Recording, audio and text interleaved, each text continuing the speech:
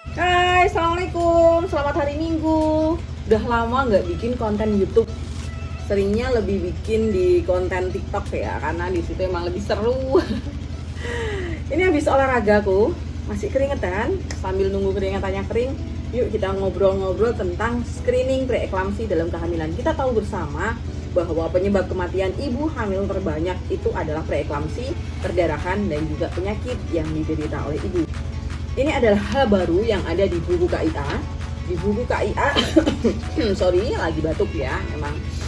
Di buku KIA ini adalah buku KIA yang terbaru di seri yang 2020. Ini buku KIA yang lama. Ini 2015 kalau nggak salah ya.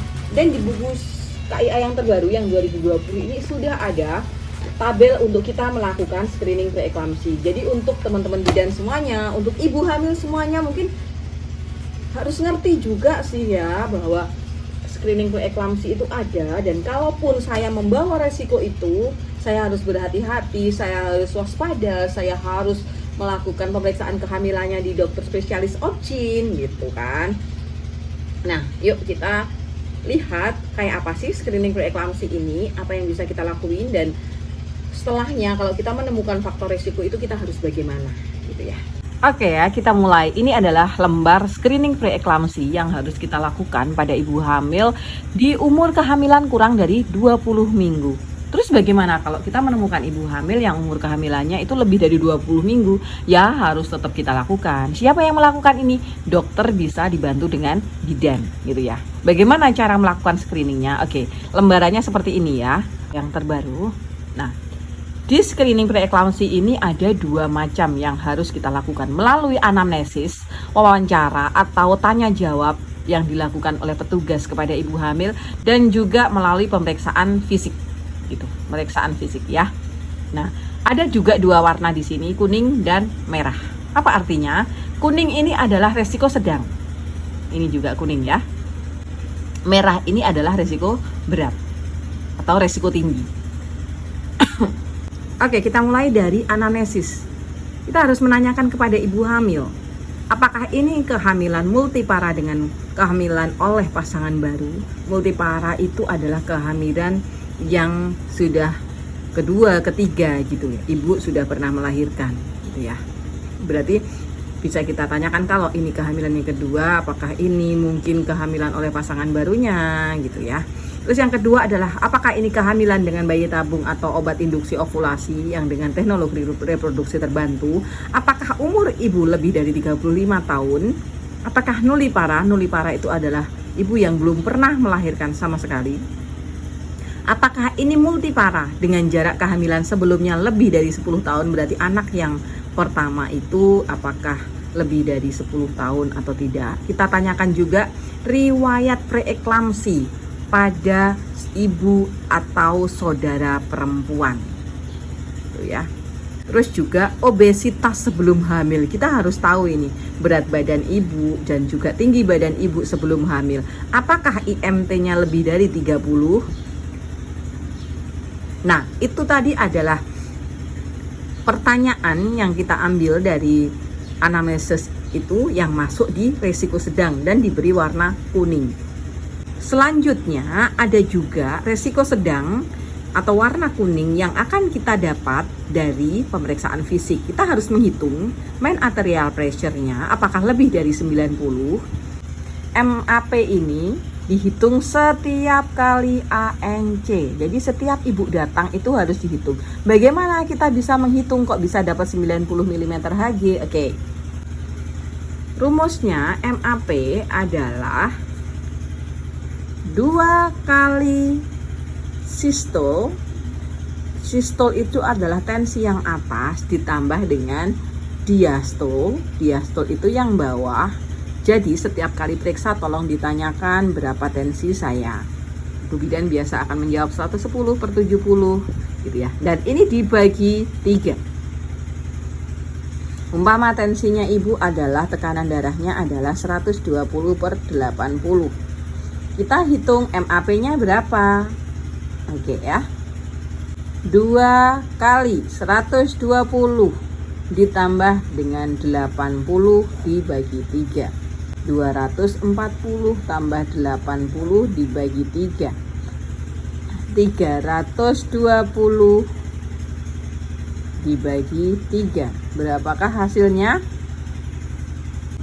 320 dibagi 3 hasilnya adalah 106. Jadi lebih dari 90. Berarti kita harus waspada karena MAP tidak boleh lebih dari 90. Terus apa yang termasuk resiko tinggi atau warna merah? Oke, kita lihat. Yang warna merah adalah ya ini ya.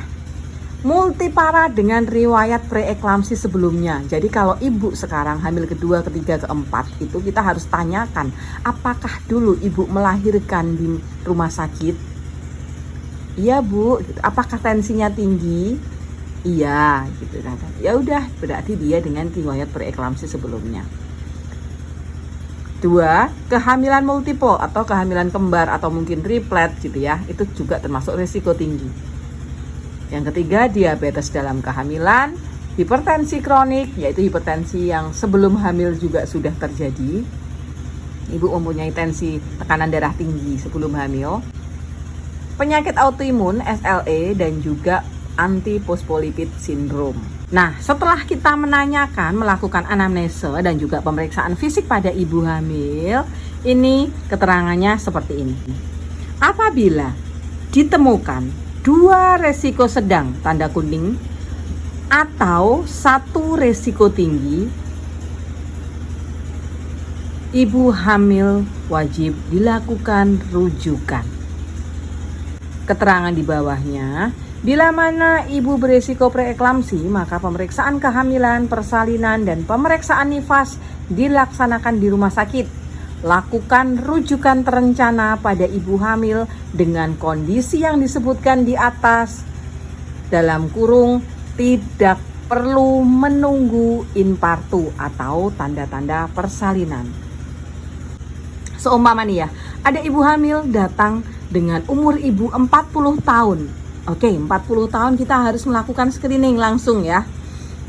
40 tahun, oke, 1 warna kuning. Oke, 1 warna kuning. Oke. Terus kita lakukan nih pemeriksaan tekanan darah. Ditemukan tekanan darahnya adalah 130/90. Langsung kita hitung tensinya 130/90 nih. Pak ini sudah 120, 100 berapa 18-an kan. Nah, ini adalah berarti tanda yang pemeriksaan fisik di sini 1. Kalau ditemukan 2 tanda kuning, apa tadi berarti? Ibu wajib dirujuk karena beresiko preeklamsi. Oke. Atau tanpa pemeriksaan fisik, tapi ibu ini umurnya sudah 40 tahun. IMT sebelum hamilnya 35. Jadi overweight gitu ya, obes gitu ya. 2. Oke, langsung dilakukan rujukan. Atau 1 aja tanda merah, seumpamanya ibu mengalami hipertensi kronik. Begitu datang nih kehamilannya 12 minggu, tensinya ibu sudah 170/100, ya sudah langsung lakukan rujukan ke rumah sakit gitu ya.